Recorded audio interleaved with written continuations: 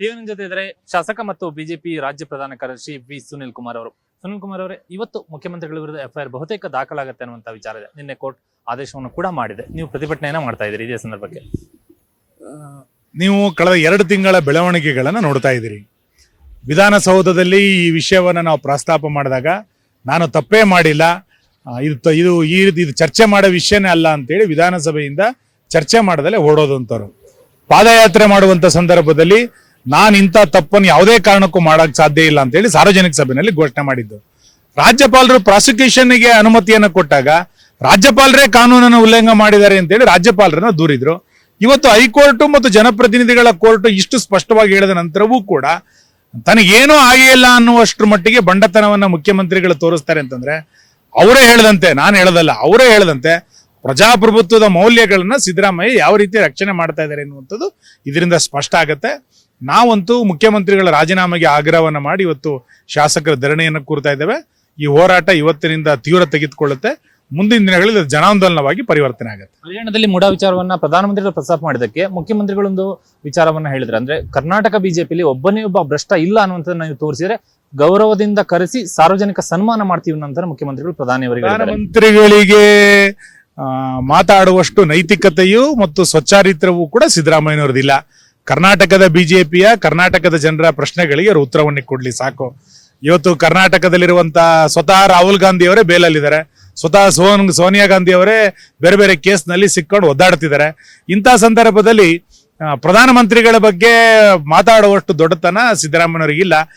ಎಲ್ಲ ಸಂದರ್ಭದಲ್ಲೂ ಕೂಡ ತನ್ನ ಆಡಳಿತದ ವೈಫಲ್ಯವನ್ನ ಮುಚ್ಚಿಕೊಳ್ಳಿಕ್ಕೆ ಕೇಂದ್ರದ ಮೇಲೆ ಟೀಕೆಯನ್ನ ಹಿಂದೆನೂ ಮಾಡ್ತಾ ಇದ್ರೆ, ಇವತ್ತು ಕೂಡ ವಾದವನ್ನ ತಿರುಗಿಸ್ಲಿಕ್ಕೆ ಮೋದಿಯವರ ಬಗ್ಗೆ ಅವ್ರು ಮಾತಾಡ್ತಿದ್ದಾರೆ. ನಿಮಗೆ ನೈತಿಕತೆ ಇದ್ರೆ, ನಿಮಗೆ ಸ್ವಚ್ಚಾರಿತ್ರ ಇದ್ರೆ, ನಿಮಗೆ ಒಂದು ಸಾರ್ವಜನಿಕ ಜೀವನದಲ್ಲಿ ಒಂದು ಗೌರವ ಅಂತಿದ್ರೆ, ಆ ಚೇರ್ನಲ್ಲಿ ಒಂದು ಕ್ಷಣವೂ ಕೂಡ ನೀವು ಕೂತ್ಕೊಳ್ಳದಲ್ಲೇ ಅಧಿಕಾರವನ್ನ ಬಿಟ್ಟು ಕೊಡಬೇಕು. ನೀವು ಕಳಂಕರಹಿತ ಅಂತ ಆದ ನಂತರ ನೀವು ಬಂದು ಕೂತ್ಕೊಳ್ಳಿ, ಯಾರು ಬೇಡ ಅಂತ ಹೇಳಿದ್ದಾರೆ. ನಾವು ನಿಮಗೆ ಬಹುಮತ ಇಲ್ಲ ಅಂತ ಹೇಳಲೇ ಇಲ್ಲ, ನಿಮ್ ಜೊತೆಗೆ ಹೈಕಮಾಂಡ್ ಇಲ್ಲ ಅಂತ ಹೇಳಲೇ ಇಲ್ಲ, ನೀವು ಬಹುಮತವನ್ನ ಕಳ್ಕೊಂಡಿದ್ದೀರಿ, ಶಾಸಕರು ನಿಮ್ ಪರವಾಗಿ ಇಲ್ಲ ಅಂತ ನಾವು ಎಲ್ಲೂ ಹೇಳಲೇ ಇಲ್ಲ. ನಾವು ಹೇಳಿರುವಂಥದ್ದು ಆ ಚೇರ್ನಲ್ಲಿ ಕೂತ್ಕೊಂಡು ಈ ತನಿಖೆಯನ್ನ ಮಾಡ್ಲಿಕ್ಕೆ ಸಾಧ್ಯ ಇಲ್ಲ. ಹಾಗಾಗಿ ಆ ಸ್ಥಾನವನ್ನ ಬಿಟ್ಟುಕೊಡಿ ಅಂತ ಕೇಳ್ತಾ ಇದ್ದೇವೆ. ನೀವು ನಿಮ್ಮ ಪಕ್ಷದ ಹಲವು ಕಳಂಕಿತರನ್ನ ನೀವು ವಾಷಿಂಗ್ ಮೆಷಿನ್ ಹಾಕಿ ತೊಳೆದಿರಂತೆ, ಮುಖ್ಯಮಂತ್ರಿಗಳು ಹೇಳಿರುವಂತದ್ದು ನಿನ್ನೆ. ಇದನ್ನು ನೀವು ವಾಷಿಂಗ್ ಮೆಷಿನ್ ಒಳಪಡಿ, ಅಲ್ಲಿ ತನಕ ನೀವು ಅಧಿಕಾರವನ್ನು ಬಿಟ್ಟುಕೊಡಿ ಅಂತಾನೆ ಹೇಳ್ತಾ ಇರೋದು. ನೀವು ಆರಂಭದಲ್ಲಿ ನಮ್ದು ಇದರಲ್ಲಿ ಏನೂ ತಪ್ಪೇ ಇಲ್ಲ ಅಂತ ವಾದ ಮಾಡಿದ್ರಿ, ಈಗ ತಪ್ಪಿದೆ ಅಂತ ಹೇಳಿದ್ರೆ ನಿನ್ನೆ ಹೈಕೋರ್ಟಿನ ಆದೇಶದ ಪ್ರತಿಗಳನ್ನು ಓದಿದಾಗ ಒಬ್ಬ ಜವಾಬ್ದಾರಿತ ಸ್ಥಾನದಲ್ಲಿರುವಂಥ ಒಬ್ಬ ಮುಖ್ಯಮಂತ್ರಿ ಯಾವ ರೀತಿ ಅಪರಾಧಗಳನ್ನು ಮಾಡಬಹುದು ಅನ್ನೋದನ್ನ ಹೈಕೋರ್ಟ್ ಬಹಳ ಚೆನ್ನಾಗಿ ಅದನ್ನು ಉಲ್ಲೇಖ ಮಾಡಿದೆ. ನೀವು 3 ತಿಂಗಳಲ್ಲಿ ಇದನ್ನ ತನಿಖೆ ಪೂರ್ಣಗೊಳ್ಳಬೇಕು ಅಂತ ಕೋರ್ಟ್ ಹೇಳಿರ್ಬೇಕಾರೆ 3 ತಿಂಗಳ ಅಧಿಕಾರ ಬಿಟ್ಟುಕೊಡಿ. ನೀವು 3 ತಿಂಗಳ ಅಧಿಕಾರ ಬಿಟ್ಟುಕೊಡೋದು ಬಹಳ ಕಷ್ಟನಾ? ಅಂದ್ರೆ ನೀವು ವಂಶ ಪಾರಂಪರ್ಯವಾಗಿ ಅಧಿಕಾರದಲ್ಲಿ ಇರಬೇಕು ಅಂತ ನಿಮ್ಗೆ ಆಸೆ ಇದೆಯಾ? 3 ತಿಂಗಳು ಬಿಡಿ, 3 ತಿಂಗಳ ನಂತರ ಬಂದು ನೀವೇ ಕೂತ್ಕೊಳ್ಳಿ, ಯಾರು ಬೇಡ ಅಂತ ಹೇಳಿದಾರೆ ನಿಮಗೆ? ನಮ್ದು ಬೆಂಬಲ ಇದೆ. ನಿಮಗೆ 3 ತಿಂಗಳು ಬಂದು ನೀವು ಕಳಂಕ ರಹಿತರಾಗಿ ಬಂದು ಕೂತ್ಕೊಂಡ್ರೆ ನಮ್ದು ಬೆಂಬಲ ಇದೆ.